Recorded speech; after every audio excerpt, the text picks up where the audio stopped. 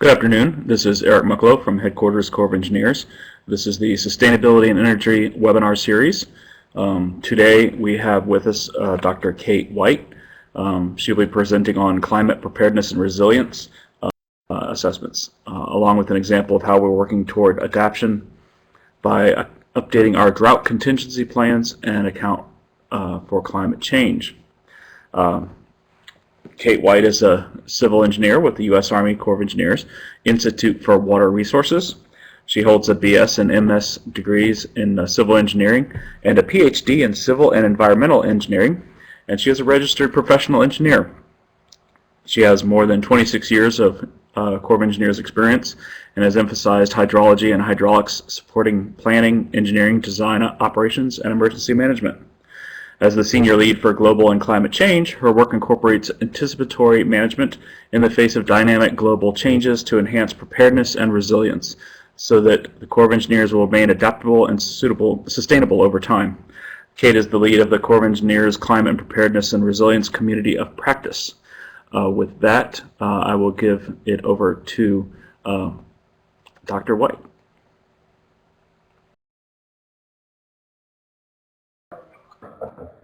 Thanks, Eric. Can everybody hear me all right? I'm going to go on to the next chart. Eric just gave you an idea of what the outline is.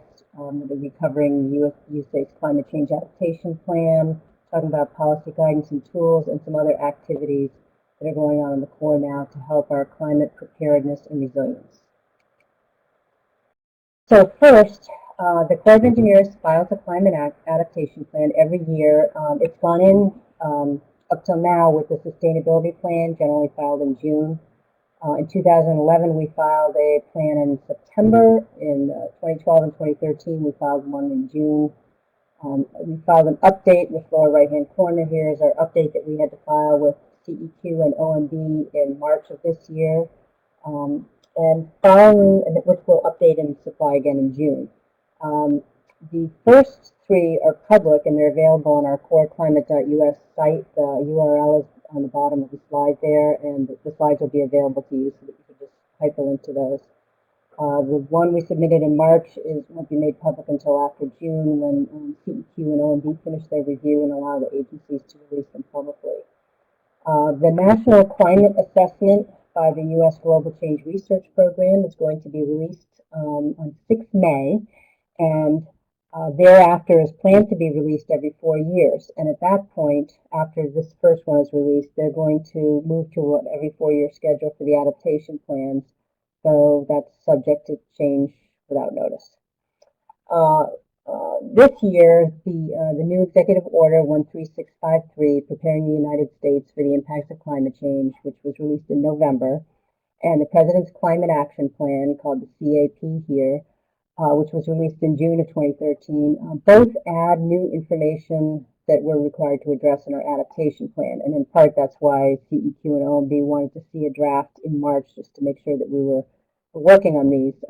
Some of the areas covered in these new areas covered are vulnerabilities to the supply chains, international activities that show leadership for the Corps in climate adaptation, and integrating adaptation and mitigation. The supply chain is interesting because, like few other agencies, the Corps is actually on the supply side of the supply chain in terms of our very large projects, our construction projects, our dredging projects, the kind of normal operation and maintenance that we do with our projects. But we're also on the supplier side through our navigation mission. And the navigation mission is impacted by floods and by drought and by other activities as well. But the way that we operate to maintain navigation, maintain that supply chain for others, whether it's other agencies or state and local officials or private sector, that's going to be an important factor for us to address in the new plan. So, next, I'm showing the climate change adaptation roadmap. The roadmap guides how we what actions we take on adaptation. It's led by the Adaptation Steering Committee, chaired by Mr. Dalton, who's the Chief of Engineering Construction, and the major SESers at headquarters, from planning, from ops and regulatory, from contingency operations, and from installations, and from CERD, the research and development folks, are on the steering committee and help to make the decisions that guide what we're working on. Generally, we have 4 major strategies: focus on priority areas, engage in meaningful collaboration externally, improve our knowledge, and develop policy and guidance. The areas shown in blue here are the ones that I'm going to talk about today, though you can read about all of them in the adaptation plans that are posted on the site. So I'm going to talk about infrastructure resilience, vulnerability assessments, non-stationarity, and then collaboration, knowledge, and policy and guidance. So first of all, the priority area of infrastructure resilience is really important to the Corps. I'm not talking here about the dam and levee safety program. I'm really talking about the kind of the rest of the missions that we're dealing with, the non-safety program missions, flood risk reduction, coastal risk reduction, ecosystem restoration, navigation, hydropower, water supply, etc., emergency response. And so in September, at the request of Mr. Stockton, the Director of Civil Works, and General Walsh, who was at that time the DCG CEO, we put out a report called Coastal Risk Reduction and Resilience. And this was in part due to questions that came up during the early Sandy recovery response. People wanted to know, was the Corps going to be considering greener, natural and nature-based infrastructure as we move forward with the Sandy recovery? And the response was basically, we've been doing that for a long time. And a couple of examples I'm showing here. The Jadwin report after the flood of 1927 required us to obtain easements in areas to allow floodplains to carry the flow. The one that people are probably familiar with after the flood of 2011 is the Birds Point, New Madrid floodway, where the Corps had a fused plug levee that they needed to blow up to allow the water to go into the upper end of that spillway, although at the lower end there's a gap that allows water to go in during many years. So the idea that the Corps is using the natural benefits of floodways is not a new idea. Another example I'm giving is the Mississippi Coastal Improvement Project that came after Hurricane Katrina, and here they were really looking at the idea of restoring barrier and nearshore islands and moving private lands into the public sector. In other words, a retreat or land swap idea to move people out of the disaster area. So this report basically says that natural and nature-based systems can improve the quality and resilience of the economic, ecological, and social systems, and that we should be using multiple lines of defense. It also says, however, that we really need to take a look at if we're going to be requiring coastal risk reduction performance out of these natural and nature-based measures. We really need to know about that performance. So next, natural and nature-based infrastructure at a glance. These figures are available for your use on the website, which is shown below, where the coastal risk reduction and resiliency report is. But it kind of gives you an idea of the benefits and processes of these natural and nature-based infrastructure and the performance factors that are involved. So I'm just going to go through here. Next, non-structural and floodproofing measures at a glance. I'm sure most of you know that the Corps has a national floodproofing, non-structural floodproofing committee. Randy Bean from Omaha District is the lead for that, and they do quite a bit of work helping people to identify different kinds of non-structural measures that can be taken to reduce flood risk.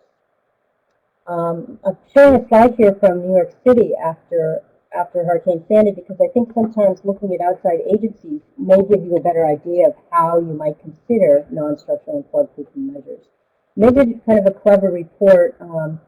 This is the wastewater agency. They did a clever report where they looked at the adaptation strategy and provided a figure for it to kind of get people looking and getting them engaged in the pictures. And then they give you a little kind of dial, low, medium, or high, and the resiliency or effectiveness scale, and then cost, many dollars or a few dollars. And so here we're looking at elevating equipment, floodproofing it, static barriers, etc. And all of these measures have been used and should be considered by Corps people in their kinds of projects. So next, we're all more familiar with the structural measures because we are an engineering agency and we've been using these for a long time. So these are, again, the idea of the description of the measures, the benefits and the processes, and the performance factors. The other thing that's important to note about these kind of measures, especially when you're trying to do an integrated system, is to consider the performance range over which they perform the best. So it's a little bit of a confusing graph, but if you look on the y-axis, we're going from low to high in terms of urbanization. And again, it's just illustrative, it's not quantitative. So a low road development might be coastal marshes with medium density residential behind it.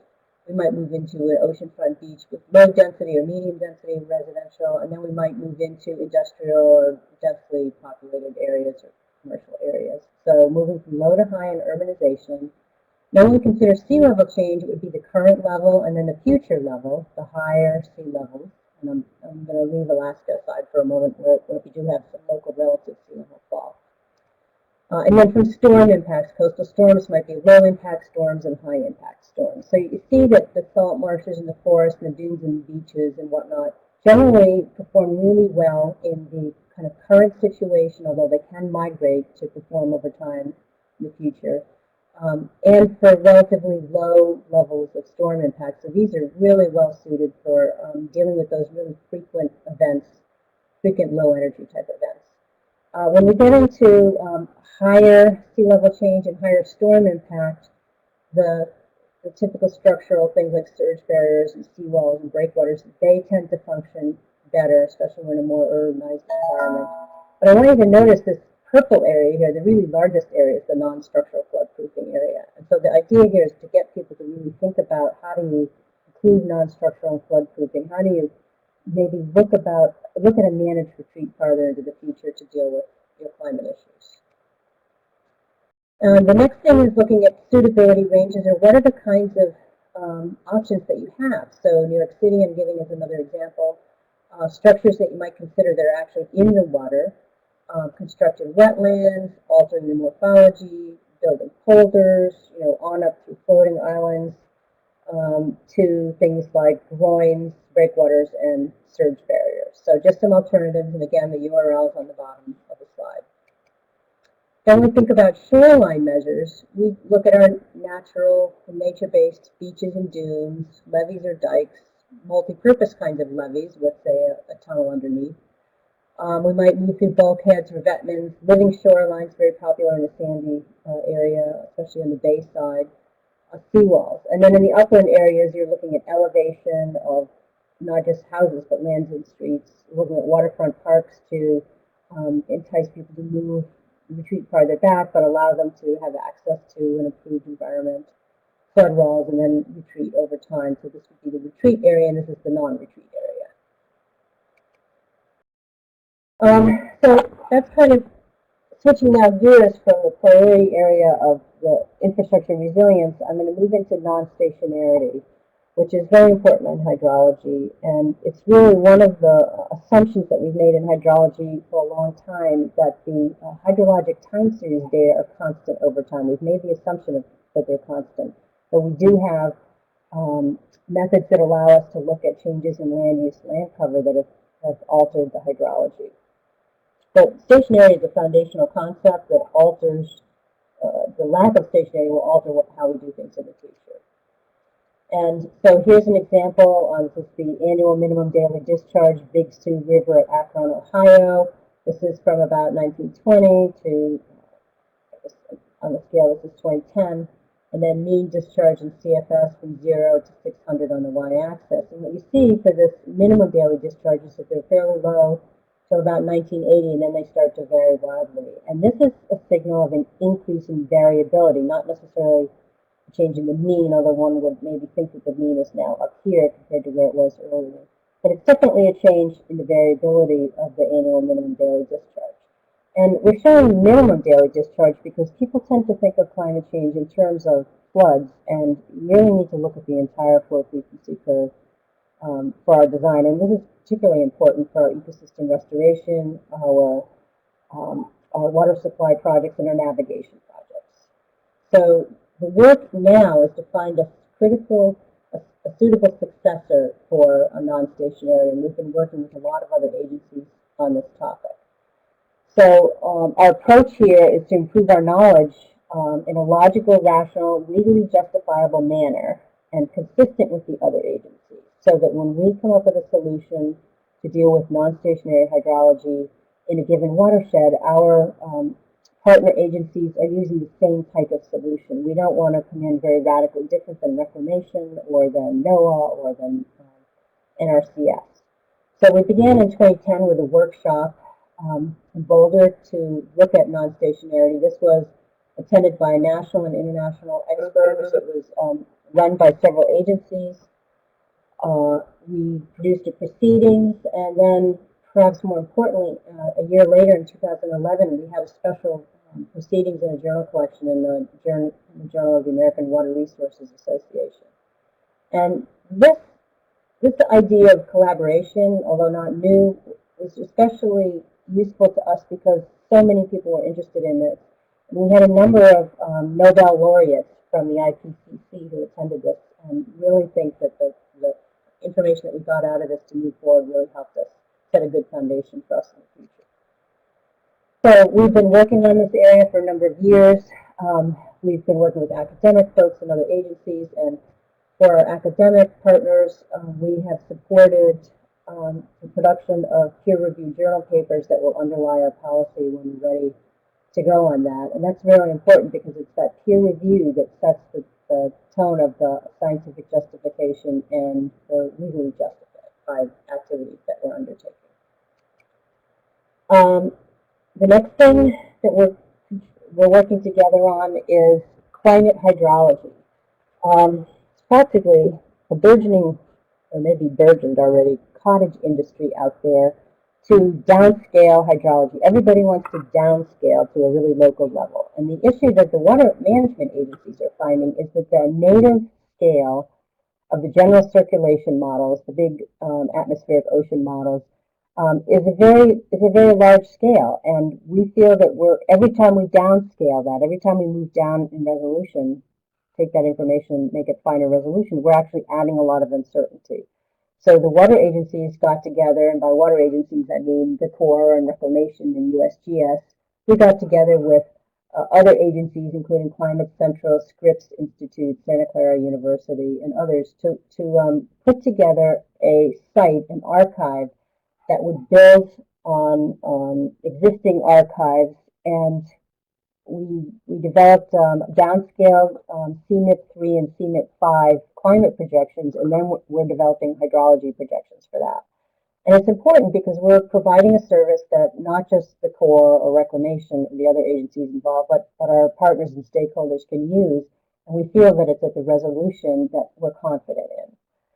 So I'm going to go over a few terms here. So CMIP3, Coupled Model Intercomparison Project, is CMIP3 supported the 2007 IPCC report, and the CMIP5 model supported the report that one of the three parts of the report came out in September, and then the other one was just released the other day. Then there'll be a third part to come out. So we have the CMIP5, which is the newest downscaling the newest climate models, and then we're using the bias correction spatially disaggregated downscaling method, which is a statistical method. It's not a dynamical method. And then we're running, for the hydrology, we're running that through the variable infiltration capacity hydrology model. So we have various combinations of the general circulation models, the big atmospheric ocean models, and the representative concentration pathways, which replace the greenhouse gas emission scenarios from the CMIP3. So these various combinations result in about 100 traces per watershed per time period, 100 data values, which allows us to start to be more confident about the depth and range of the information that we're getting. So we've moved this into the Corps Oracle database, and we're working on tools and methods to provide Corps staff the ability to get at these and use them in the way we think is appropriate. But this archive, you can get them directly from the archive, but it's not really a simple method, and what we'd like to do is develop tools so everybody comes in and can get repeatable analytical results with the same data. We don't want there to be some subjective issues where we're getting different results. So that's the archive. It's pretty important. The next thing the agencies have been doing is working together on climate hydrology training. because there wasn't any climate hydrology training. We figured we'd work together to develop training that we felt was useful to us and to our partners. So we've had a couple of residence classes, and we just recently started some online courses, which are shown here. And there's URLs that can tell you how to get to them. But one of them is this Introduction to the Downscaled Climate Hydrology Projections website. And these are free. You can get on. You just have to give yourself an ID in the COMET system. The COMET is from the University Corporation for Atmospheric Research in Boulder, which provides the training for us. And this will tell you how to actually use the information that's on the archive that I showed on the previous slide. So now moving on from some of those external collaboration activities, I want to touch on adaptation policy and guidance. In the coastal arena, we've been pretty active in the Corps for a long time. One area is the use of consistent datums, and this is very important, particularly in coastal areas.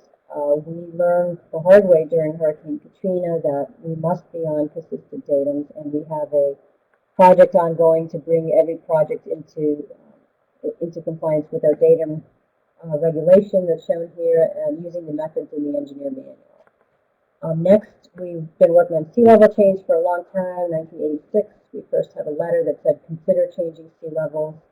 I'm just going to skip right on to 2000, when our planning guidance told us we need to understand the sensitivity to both the historic and the National Research Council 1987 report, which proposed a high rate of sea level change.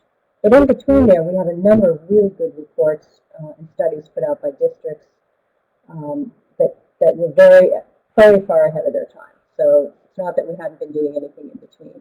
In 2009, one of our post-Katrina actions tied to the datums that I just mentioned was to really put into place guidance about using 3 scenarios of sea level change.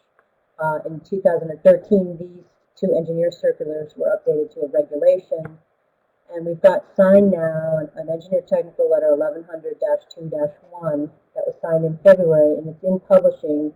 The Coastal Working Group has been using this, and it's available for people to use. It's got a draft watermark on it until it's finalized, which, when it's in publishing, it's at ACIT, and it can take a while, but we think that we're fairly close.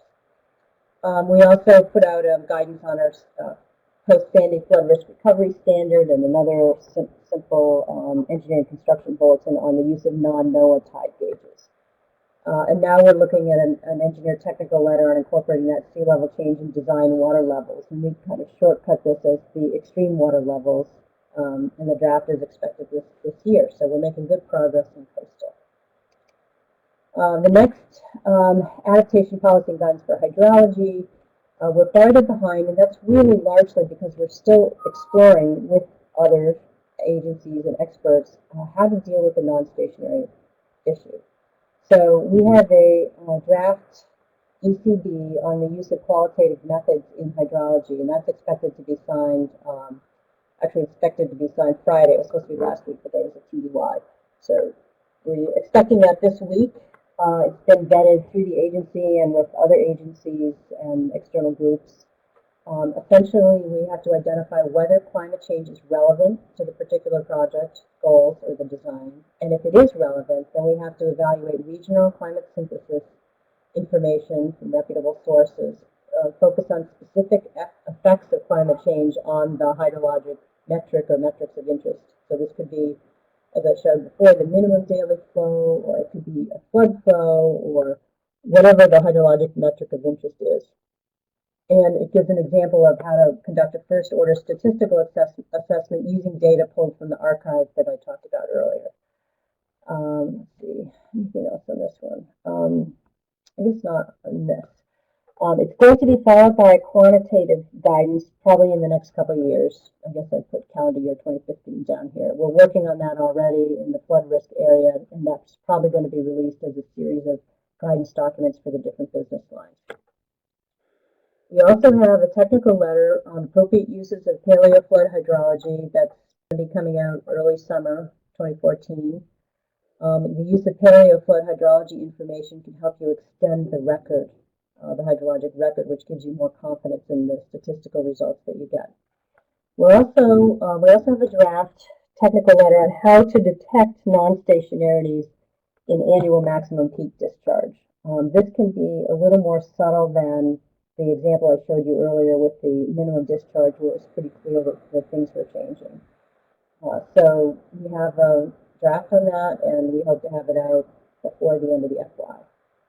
Again, our quantitative approach here. So we're working on hydrology, and we're building on the products that we've already developed under non-stationary, our journal papers, the archive, and our training information.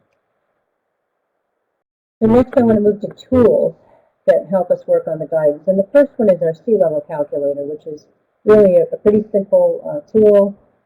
It's web accessible, so we have access to it, our partners have access to it. It uses NOAA tide gauges plus the selected non-NOAA tide gauges that I mentioned that we have a guidance out on.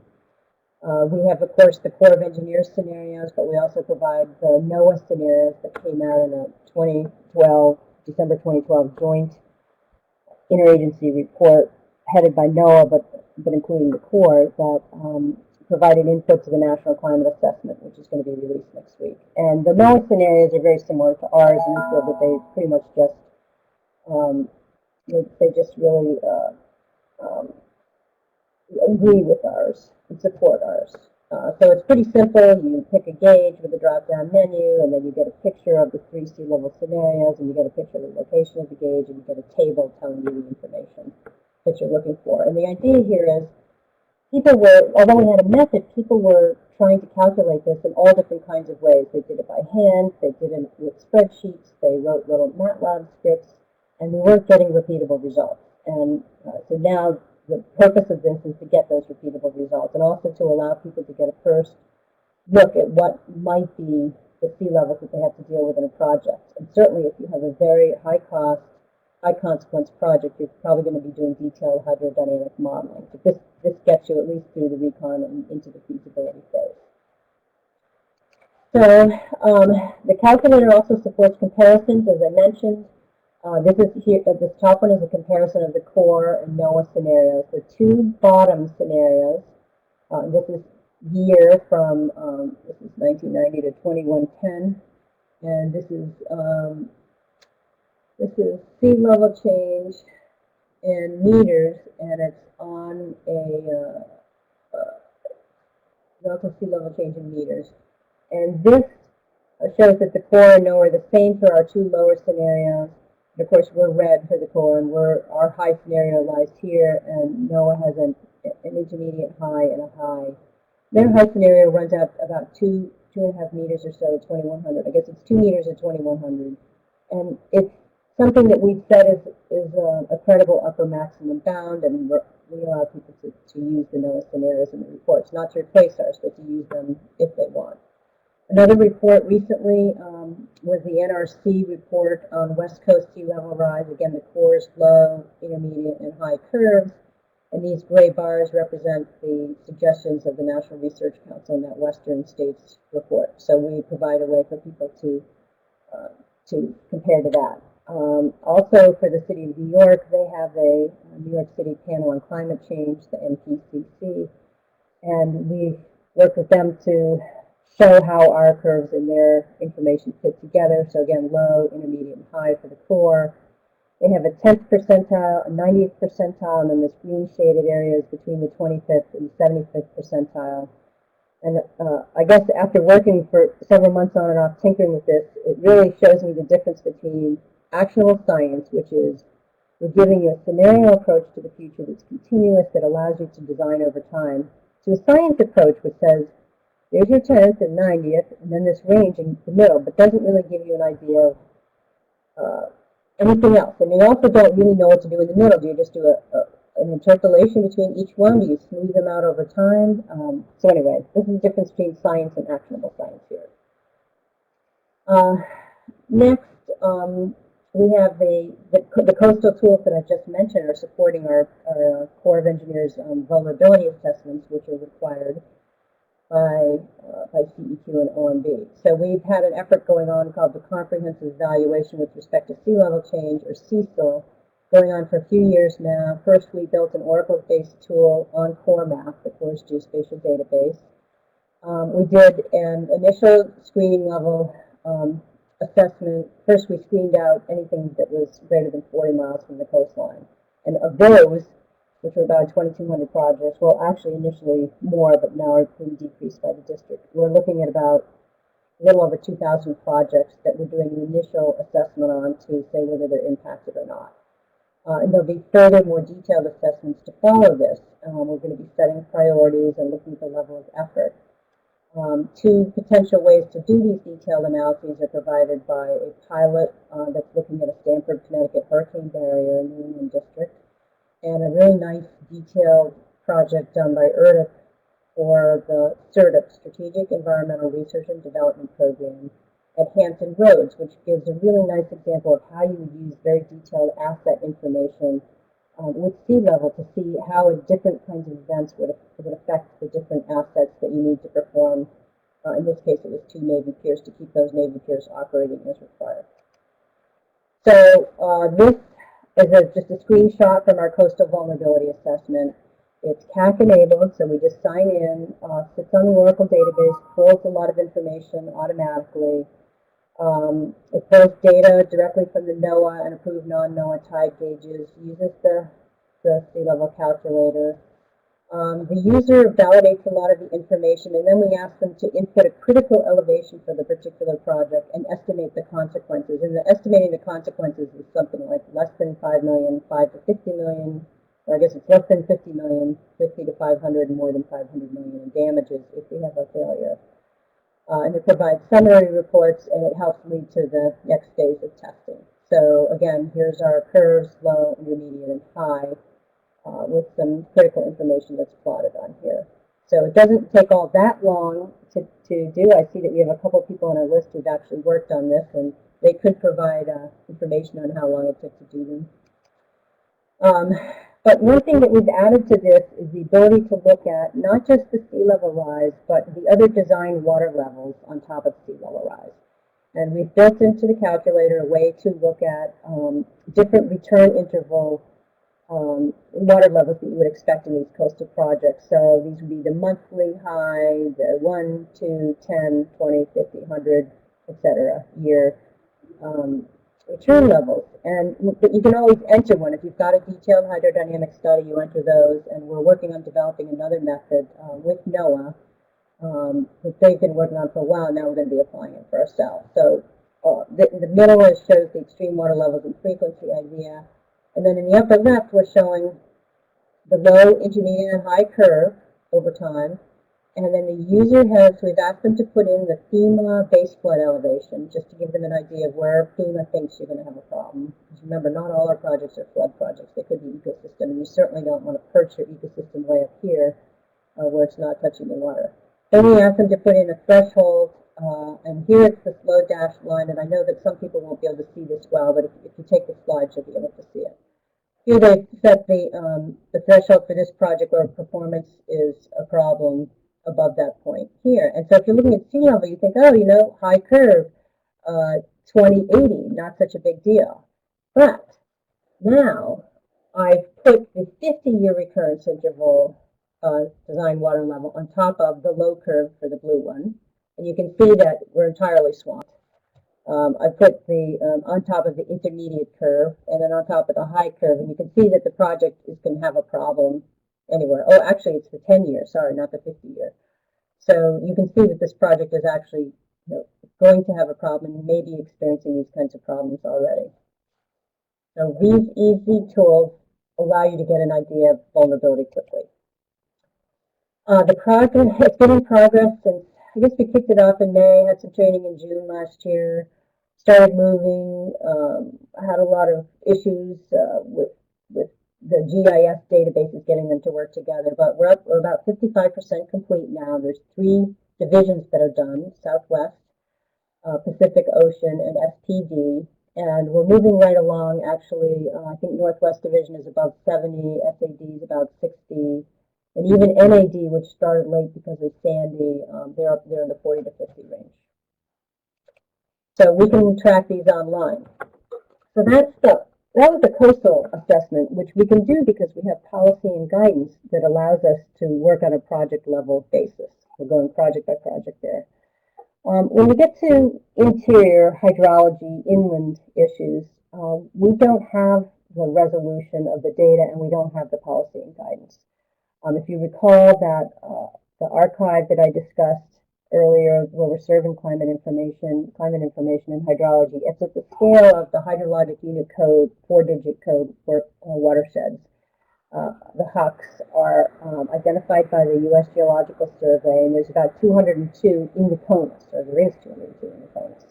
And so these are those watersheds colored generally by division, so that gray is New England, orange is South Atlantic, LRD is red, SPD is purple, and then these buff ones that are shown in here, these represent HUC 4s that have more than one district in them, so that the district boundary line is at a finer resolution.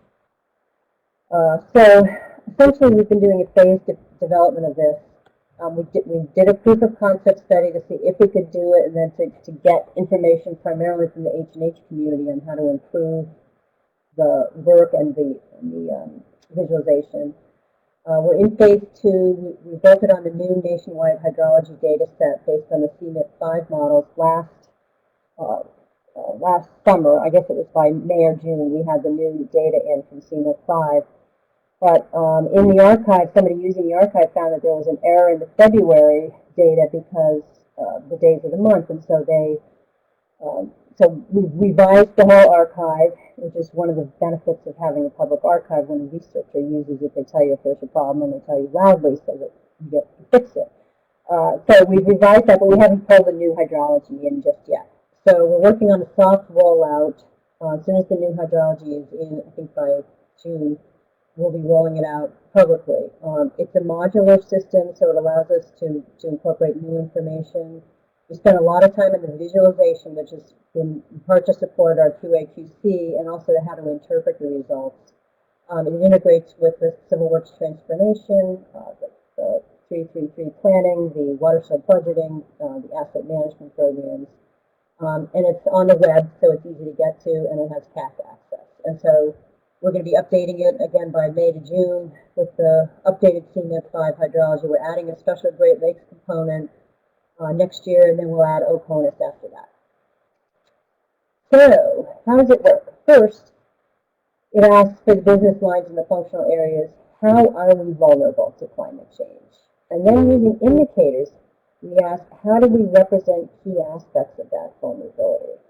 And then once we have these indicators, how do we aggregate them and integrate them to look at business area and functional responsibilities? Again, we're doing this at the watershed basis, business line basis, and the functional area, planning, engineering, ops. We're doing it that basis rather than a particular project. So we spent a lot of time working with our contractors. We had 2 sets of contractors and several academic institutions working with us to make sure that we had a very robust method to look at constructing our composite indices, and we really looked at the trade-off, subjective weighting, data standardization, and interpretation. And when we compared them, we selected the weighted order weighted average, or WOWA method, because it worked the best across all of these 4 categories that we thought were important. And it also allowed us to decrease the likelihood of a false negative. And we're very concerned about that because we don't want to screen out a watershed and say, oh, well, you're not vulnerable, you don't have to really delve into detailed analysis, if it actually is vulnerable. So we wanted to kind of bias ourselves towards including watersheds that might not be vulnerable so that we didn't miss one that was. This is kind of our little in-house view of the process. We start up here in the upper left-hand corner. We think of this as our core map database. We extract data from Core Project Notebook. We extract data on the HUCs. We extract business line data. We put that into the tank, and then we add the climate data, the hydrologic information coming from the archive, and then we have non-hydrologic indicators as well. And we weight those indicators, and then we perform a trade-off on them. And again, I'm saying we're a little pessimistic because we don't want to screen out something that might have a problem. Then we compute that weighted order weighted average for every watershed, for every time period, for every trace. And then we put that all back to Core Map. Then we extract it into Oracle. We publish it to our Tableau server, and I like this one because it's kind of space-agey. And then we put that out to the web for people to access it. So, what does it look like? The first go around here, we're actually just visualizing the 20% most vulnerable watersheds, HUC4 watersheds. We're doing it for the business lines, most of which look at all of the watersheds, but a few only looked at selected. So navigation doesn't have, for example, a nav project in Utah, so they're not interested in knowing whether if something in Utah looks vulnerable according to their indicators. They're only interested in the watersheds that feed their project. So hydropower, nav, and water supply are the ones that use selected HUCs.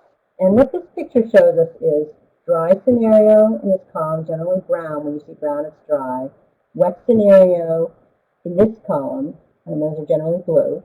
And then for year 2050, it's actually a 30-year period averaged at 2050, and then a 30-year period averaged at 2085. And the reason we're doing 30-year periods is that's how the World Meteorological Organization looks at climate in this 30-year epoch. So here what we see is that the dry, just by eye, you can see that there's a few minor changes between dry in 2050 and 2085, and maybe a few different changes between wet in 2050 and 2085. But clearly, it's not, to the eye, it's really difficult to actually see much of a big difference. So this is for the flood risk business line. This is an example. So then if I go to the dry scenario, let me go back to this one for a moment.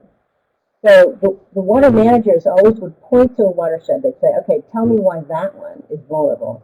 Tell me why this one is vulnerable. And that's something that just came up over and over again. So we developed a visualization where for the dry scenario for 2085 for flood, all these very faint ones are the 20% most vulnerable. And what we've done here is you can just click and drag a rectangle. In this case, we've selected these ones here. And they're reprinted down at the bottom here. And each one of those watersheds, if I were live, I would hover over the watershed and it would tell me exactly which watershed. It would say HUC, 1112, White Wabash, something or other. Tell me what the name of the HUC was. But I can't do it live because I'm having a CAC issue between DCO and my own and these CAC access programs. But anyway, at least it gives a little pie chart for each one of these. And then if I look at the indicator, I can see that this pinky one, the flood magnification factor, it seems to be the primary culprit in vulnerability of these particular watersheds. And over on the left, it shows me, again, that aggregated across all business areas, what are the 20% most vulnerable, where the darker ones are more watersheds are vulnerable. So that's one look. What's the details of the vulnerability? The next look is, how does vulnerability change over time? In this case, again, I'm looking at the dry flood risk business line, 2050, 2085. And we have the scores, the WOWA scores for each one of these watersheds goes from yellow from less vulnerable to purple to relatively more vulnerable. So you can kind of see where the purples are concentrated. So we can see that in areas that are yellow, bright dark yellow, they're much less vulnerable than others. But we really also want to see, so that tells us one thing, but we also want to see what's the percent change in vulnerability score. Because even if I have a watershed that's, say, let me just pick an example. Okay, so say it's like this watershed here. It's not showing up as a purple watershed here or here. It's just going from one yellow to another yellow, and it's hard to discern. But looking at it here, what I can see is the percent change. It's a dark red, so it's on almost greater than 10% change over the time period. And so that might have some impacts on how you plan a project or what your operations are, something like that. So looking at the percent change over time also tells you something that's different from just what's vulnerable at a given time. And again, the green areas are the ones we don't really have to worry about. They're moving towards less vulnerability. So we can do this by business line, by the dry and the wet. And we can also just look at a single indicator. So what I picked here is the coefficient of variation of the local annual flow in the watershed. And that's a measure of that variability. If you think back to the non-stationary example I used where I showed kind of the minimum flow was fairly flat before 1980, and then the variability really increased. So this coefficient of variability in annual is telling me where I could expect that coefficient of variability to lead to some vulnerability. So lower lows, higher highs. And this is also something that water managers really wanted to look at, and H&H people, they said, I just want to see for one indicator how it's behaving, because that gives me, that helps me understand my watershed better.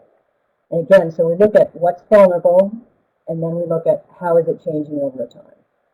So again, these tell us two different things. And for this one, the flood magnification factor here.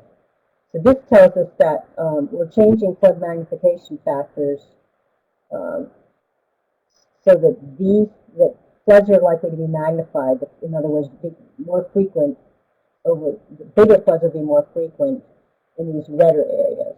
So this kind of prepares us for the kind of analysis we'd undertake in our qualitative analyses. So what do they allow us to do? Look at vulnerability, develop a relative sense of vulnerabilities regionally or in your district, get an indication of the trend in vulnerability. And again, there's no exact future. That's why we have 3 scenarios for coastal and we have wet and dry for inland. It helps us characterize the specific threats and the sensitivities, at least relatively. But it also helps us to narrow the scope of the more detailed analyses. If you're in one of those areas that didn't seem to be changing much, then you're probably not going to have to do a really expensive study. You're just going to have to deal with that risk in your risk register and your normal operating. So another kind of example of how we're looking at climate change adaptation, now that we've kind of gone through the policies and guidance and tools and the collaboration and these assessments, is just a specific example, our drought contingency plan update. Though our adaptation plans do provide specific examples from many districts on how they've incorporated climate in their plan, and we're trying to mainstream climate. So the drought contingency plan update and a partner effort, the reservoir sediment information, were started very early on because we knew that droughts were going to be an increasing problem in the future, and we knew that especially changing variable flows, would change sedimentation patterns, and that sedimentation is important in our reservoirs, especially when we need storage for flood space or for water supply, which should be impacted in the future. So the idea here was to look at our drought contingency plans, identify the current state of them, provide the information in format, identify the needs on how to update these to account for climate change, propose a way to get to that updated state, and then demonstrate through pilots how to incorporate climate change effects. So we've actually got right now 142 plans covering 301 projects, and there's fewer plans because some of them are system drought contingency plans. Most of them are over 20 years old. Here's the time from 1981 when we first had the requirement up to, I think, 2011 here. And you can see that most of them are over 20 years old. There's kind of a peak around 1992 because we had some funds then to do this work. The other thing that's important here is, in terms of drought contingency plan, we're really worried about the water supply business line. And you can see that Southwest Division has 69% of the total conservation storage. So they're kind of the big consumer of this kind of information. How are they really going to do a better job during drought contingency? But we saw that LRD, with its 6%, was very influential in the drought of 2012, when there was a great clamor for them and for Northwest Division to release flows to help navigation on the Mississippi. Interestingly, LRD's drought contingency plan did not have a navigation purpose in the plan, and so they had water supply and other, but they didn't have navigation, so they couldn't release. They weren't authorized to release water according to the drought contingency plan to support navigation. So that's the kind of problem that we have to look at in the future. When we did them 20 years ago, we may not have fully considered all the potential changes in the future. And so, again, we have a tool that we're working with so that we can visualize information. This is a peek at the Southwest drought that's going on right now in Los Angeles district. The screen on the left is the drought monitor that's put out by a variety of different agencies in the National Drought Resilience Partnership, where the colors are the darker brown is exceptional drought, and then the yellow is just abnormally dry. So we're really concerned about these dark areas. These are all of our projects. We also show, by color in this side, we show where they are, whether we have a data collection platform reading for that particular dam. whether they're at the top of normal pool or whether they're lower than the top of normal pool. So we can actually, I can click on this dot, and first of all, when I hover over it, it tells me exactly which project it is. When I click on it, I get this summary of the drought contingency plan, but I can also open up and bring the actual drought contingency plan in electronically. And I can get into the SWIMS database and I could look at the real-time flows. So it's just something was useful for us in our drought contingency plan update, but it also turns out to be useful for the drought that's going on right now, and just to give people access to information that helps them understand what's going on. So, in summary, climate is changing. We're preparing now so that we can be robust to the future changes coming. We're working to understand the impacts. In doing so, we're collaborating with other agencies and experts. We're really focusing hard on this non-stationarity. We're working well on coastal impacts and adaptation with other agencies. Again, the archive and the climate hydrology is very important in the training. We have a solid track record of developing policy and guidance. We've got data guidance, coastal guidance, and we're progressing with hydrology at a rate coincident with the best available science.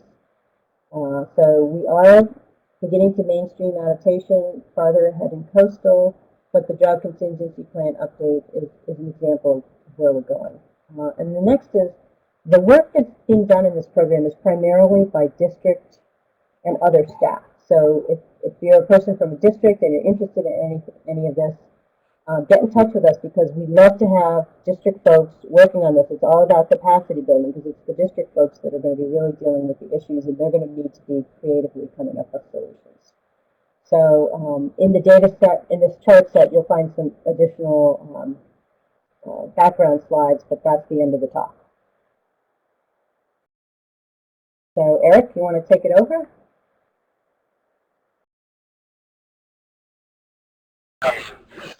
Yes, I just opened up the Q&A window. People can see the box there that appeared, and at the very bottom of that box there's a little text entry blank.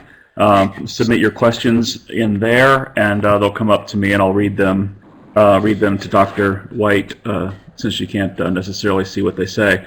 And I'll try to pick those in groups that are along the same lines. Also, a couple housekeeping items. In the bottom right file share area, I have the PDFs of the presentation from part 1 that we gave on April 1st, if anybody missed it. You can click on that and download that file by clicking the file you want and save to my computer. And then, and also below that, we have a PDF of this presentation. Dr. White mentioned several slides and things if you want to go back to look at them closer up if they were hard to read on the screen or something like that. Under the web links block above the file share block on the lower right, we have a link to the Sustainability and Energy website. That's the MSRI site, so you have to create a login if you don't have one. There's also the webinar troubleshooting page if you had any trouble. If you're hearing this now, then you obviously aren't. And also at the bottom of that links, those set of links there, I have a link to the YouTube video of the part 1 climate preparedness presentation. The visual kind of came in, zoomed in. That way, we're going to see if we can fix that. But you can hear the audio that goes along with that slide deck that you can download below. Otherwise, I'll see if any questions are coming in. I haven't seen any come in yet, but we'll see what people ask. We have about just about 2 minutes before the hour.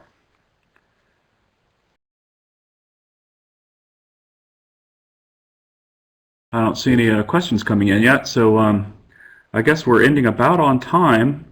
People can download. I'll leave this this meeting up.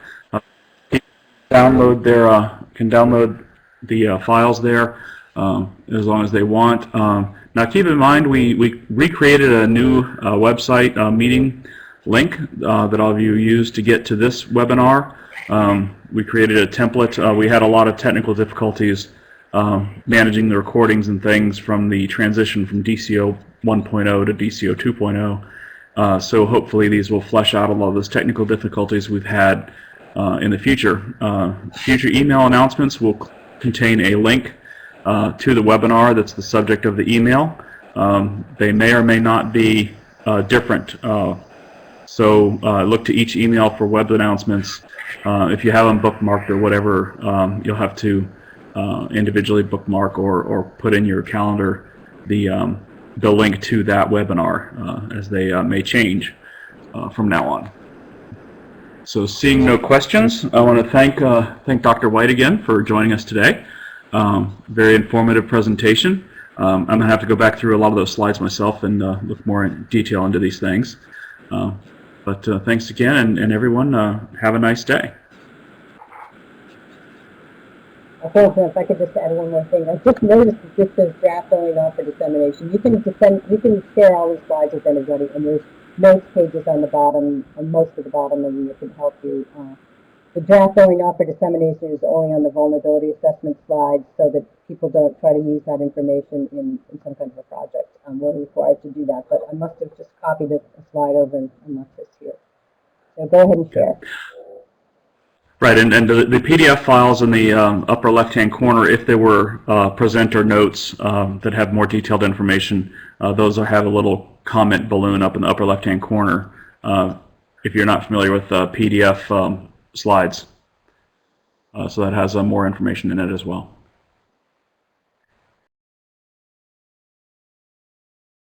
Okay, well, I will turn off the recording and call it a day. I guess a lot of people got in their questions last time, and hopefully we will see everybody next time. Look for the email announcements in your inbox. Oh, one thing to cover, for those of you who might not know, if you want the CEUs, they are available in batches of 5. Go to the MRSI site. That's the same as the Sustainability and Energy website on the link on the lower right. You can download quizzes. They usually are available not too long after the webinars.